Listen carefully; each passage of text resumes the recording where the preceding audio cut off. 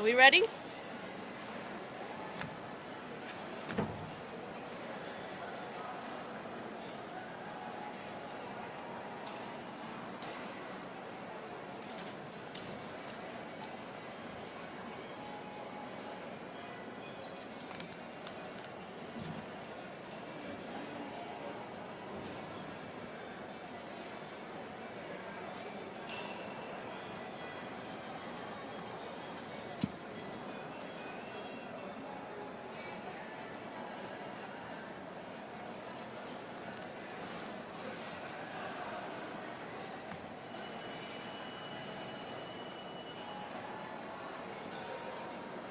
Good? Okay. Good morning, everyone. I'm Erin Burns, Director of Communications for the Louis Armstrong New Orleans International Airport. We are looking ahead to a busy Thanksgiving travel weekend as we steadily approach our 2019 pre-pandemic numbers. So the travel period we're looking at is going to be between Tuesday, November 22nd through Monday, November 28th. The number of available airline seats is actually up 12% compared to the same period last year. So we are going to see more traffic than last year. However, we're still down 3% compared to 2019. So we're getting very close to the 2019 passenger numbers. Not quite there yet. Sunday, November 27th, is expected to be the busiest travel day of the Thanksgiving period with over 49,000 available seats. With all these people coming in through the facility, we just want to be sure to remind passengers to be patient. Give yourself plenty of time to get through the airport, process through the security checkpoint, get to your gate, enjoy some of our wonderful concessions options. Departing passengers, again, 2 hours before. One thing we want to make sure people know about is the MSY Guest Pass. If you want to spend a little extra time with your loved one who you're dropping off at the airport, you can get the MSY Guest Pass. That allows non-ticketed passengers the opportunity to go through the security checkpoint and spend a little extra time hanging out with their loved one before they depart.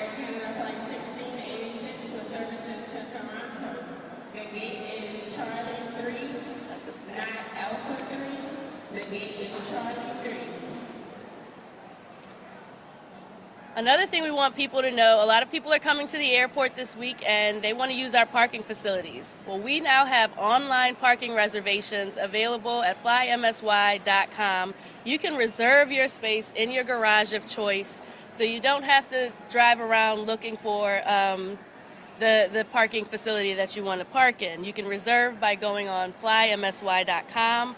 Also, if you're running late on time, which unfortunately we know a lot of people will end up in that situation, and you need to park your vehicle, you can valet park for $36 a day. That's a very convenient option. It's up on the departures curb. You can pull up, reserve, valet your car, and go straight to your straight to the security checkpoint.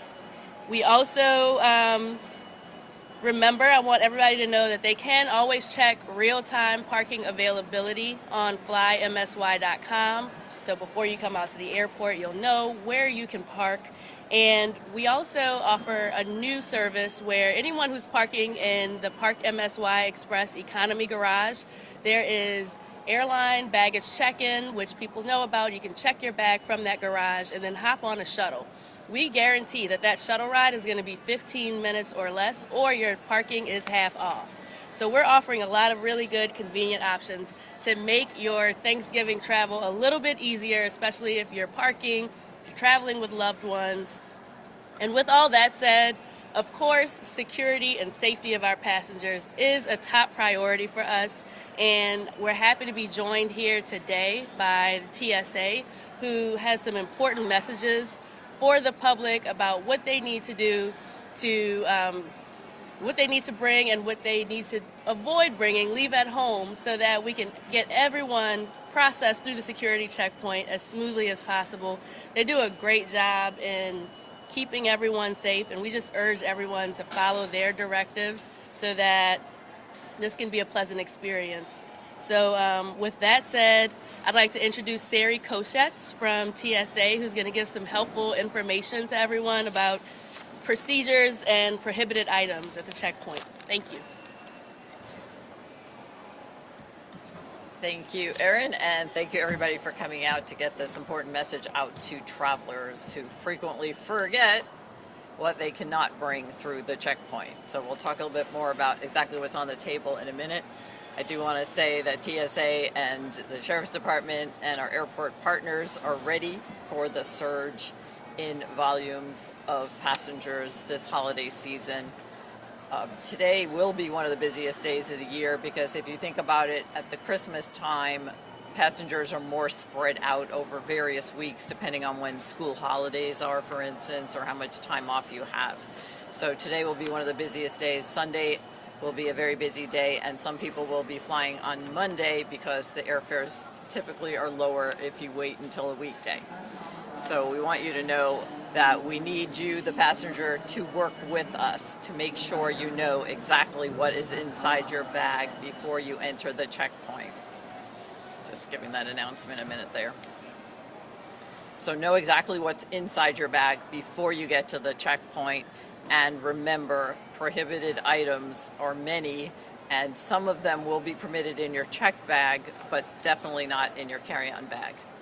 So we call what's on the table there abandoned items as opposed to confiscated items. And the reason for that is if you drove to the airport, for instance, and you wanted to keep that item, you could go back to your car and place the item there. We'll walk you out at the checkpoint.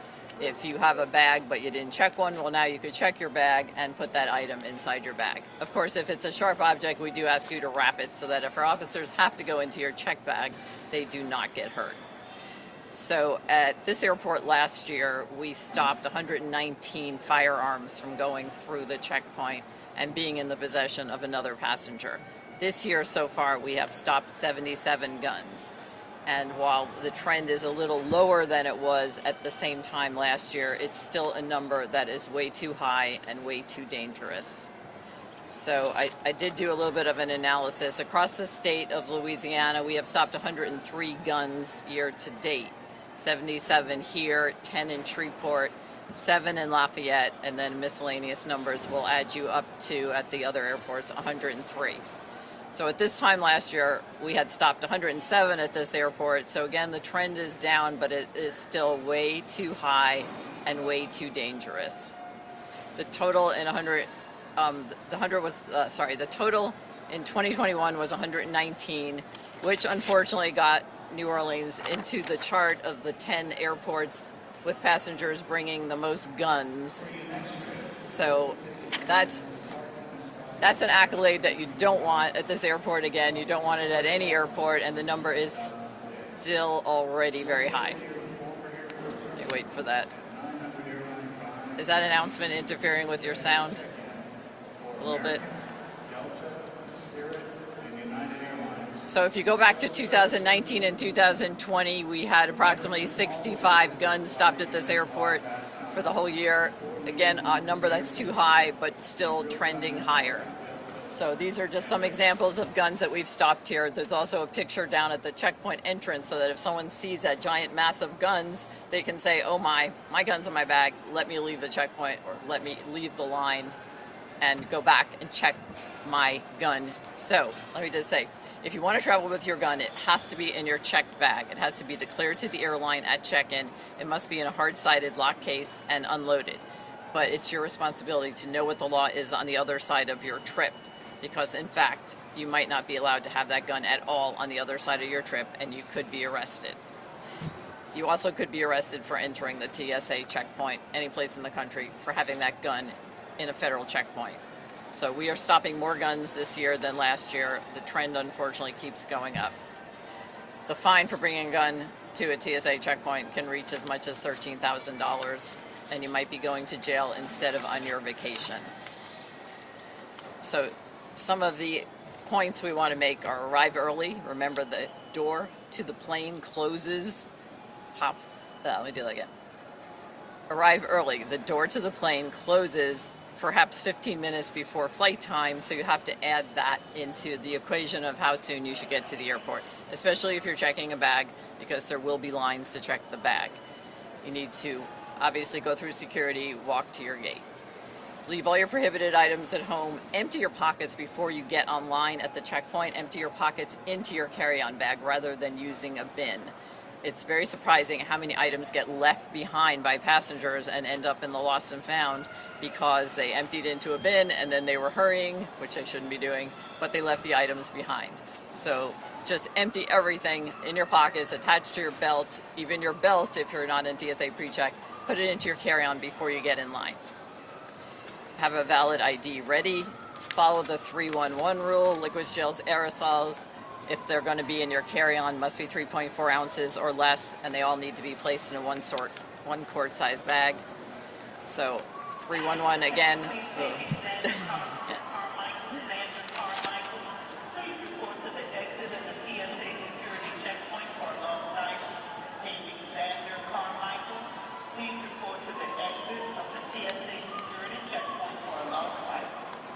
Okay, remember the 311 rule, which means liquid, gels, and aerosols have to be 3.4 ounces or smaller if you're in a carry-on bag only. And that rule also applies to food. So a lot of people want to travel with food because it's Thanksgiving week after all. So remember, if you can spread it, smear it, if it's liquid, so if it's cranberry juice or a giant size mustard that you made at home, those are going to have to go in your check bags. So keep in mind that it applies to your cosmetics, your toiletries, and your food, whether you can bring it through the checkpoint or not, and I can answer some questions on that. If you're not sure, you can ask TSA at Ask TSA on Twitter in real time, or you can go to Facebook Messenger and ask our people the question. And very importantly, we want you to sign up for TSA PreCheck. Most people in most airports get through in 5 minutes or less. Okay.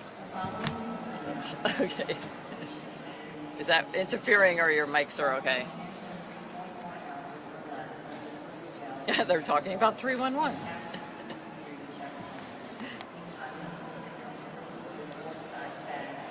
What?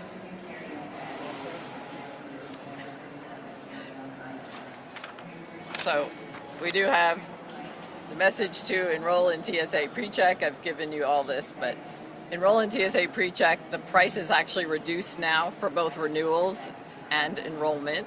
So keep that in mind, because even if you get through this airport in rapid fashion, you may be going to another airport that has long lines. So you don't want to have your time in the checkpoint any longer than it has to be. And who here likes to take their shoes off inside of a checkpoint? I doubt anybody likes to take their shoes off, so we want you to enroll in TSA PreCheck. So, this is an example of something that a passenger thought they could bring into the checkpoint and onto the plane. So, if you don't want the passenger sitting next to you to have a certain item, then you should think about the fact that you shouldn't have that item.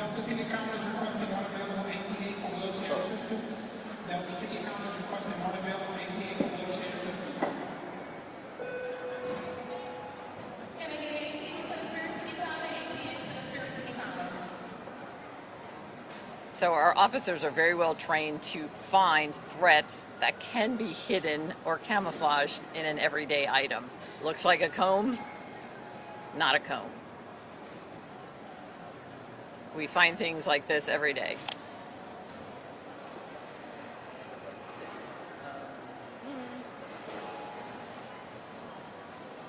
Okay.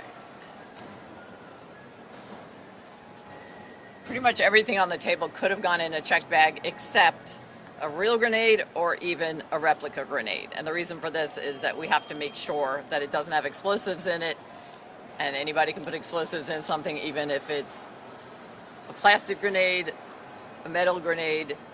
So the reason this can't be in either one of your bags is because it could slow down the process of our examining both your checked bags or your carry-on bags. So no grenades, real or looking like a real grenade.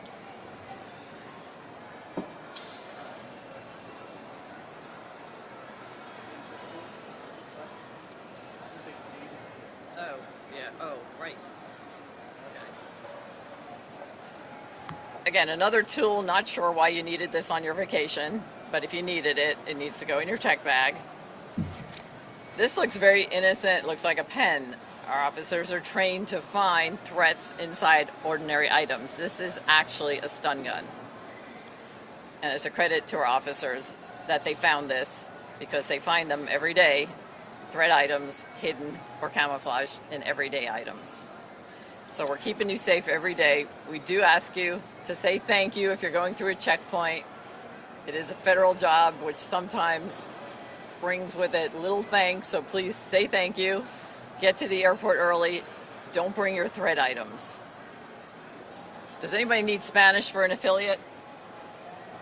No. Okay, so I can answer some questions and Erin can answer some questions. So any questions?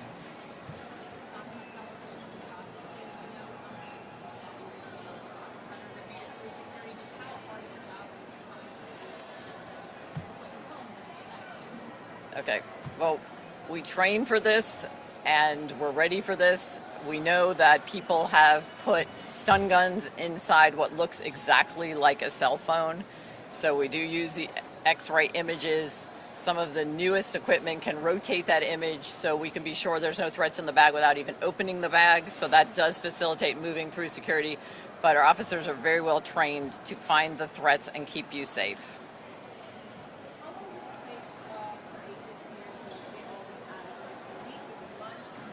This is just a very small sample of what our officers stop every week at this checkpoint and other checkpoints across the country. So if you want the line to be moving, we ask you to work with us, because if you have one of these items in your bag, the bag has to be open, the item has to be taken out, you have to be given the chance to walk out of security, put it in a check bag, go back to your car, and if not, it gets abandoned to us, and then we have to dispose of the items.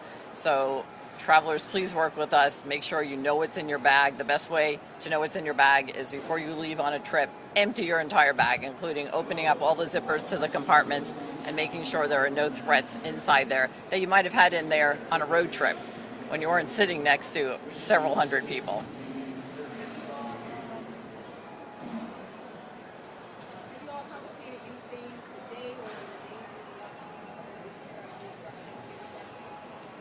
Well, these are all very recent. So these are like in the past week or two, and again, just a sample of what we've stopped. So yeah, unfortunately, every single day we stop knives.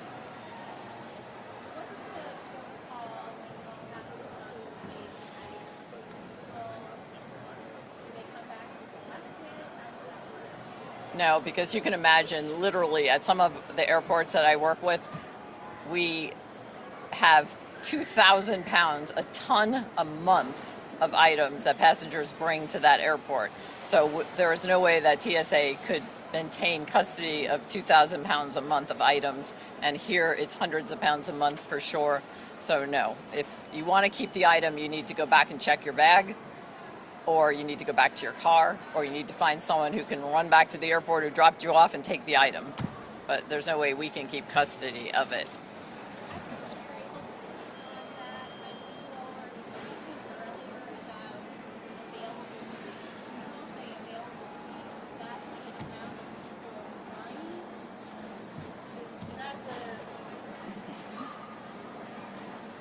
When we say there are 12% more seats available compared to last year, that is the actual number of seats. We don't get the confirmed number of actual passengers until a month or two later when the airlines report it. So that's the way that we can use our best guess to determine how many passengers we're going to be expecting through the facility.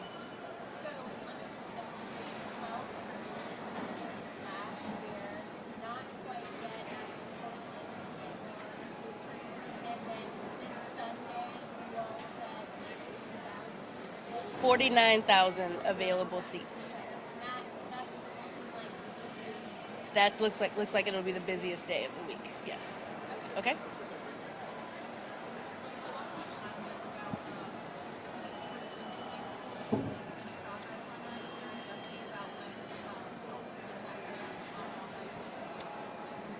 So that project is something that the Louisiana Department of Transportation is working on, and we are aware that they're planning for completion in the spring. So we can see some progress. We've seen some of the crossover happening. So there's a lot of progress happening. We're expecting it to be complete next spring.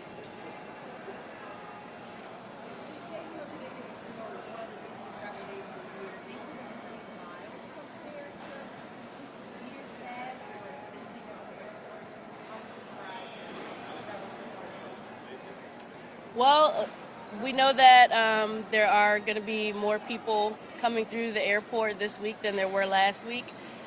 Everything about the way people are using the airport is changing since COVID, and we have still not yet recovered completely from COVID. So what we're doing is we're monitoring. We're preparing as much as we can for the type of activity that we're used to processing through the facility.